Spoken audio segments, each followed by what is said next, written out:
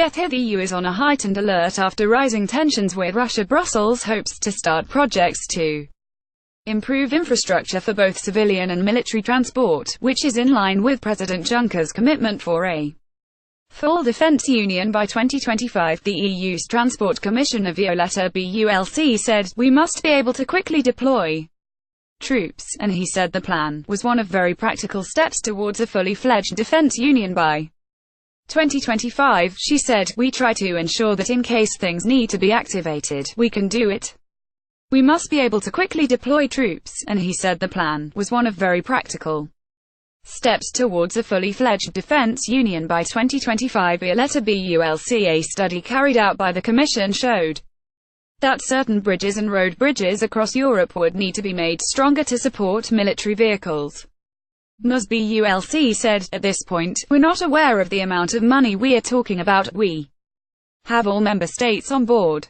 How far and how deep this will go, member states will decide." Although Ms. Bulc did not mention Russia's name, she said the EU is facing an unpredictable evolution of international politics. President Donald Trump has called for European nations to upgrade their defense capacities.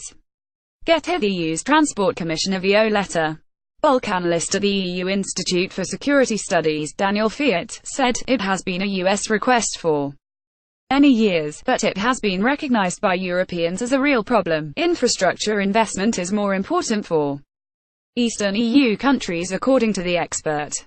Guy Verhofstadt, chief Brexit representative for the European Parliament, has said, "We need to stand together against Putin. If we don't, he will become emboldened in his war with our liberal democracies." Mr. Fiat said, "Maps show there is a high intensity of transport linkages in Eastern Europe. But the question is how modernized they are." The EU's global strategy for foreign and security policy has called for military movement to be improved and the development of a more effective union. The European Commission will identify the parts of the trans-European transport network suitable for military transport, including the necessary upgrades of existing infrastructure. Getty tensions are high between Russia and the rest of the world after the former spy was poisoned.